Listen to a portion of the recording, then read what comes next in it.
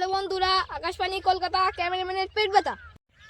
আরে দাদা, পেট ব্যথা না, পা ব্যথা। ও সরি দাদা, সরি সরি সরি।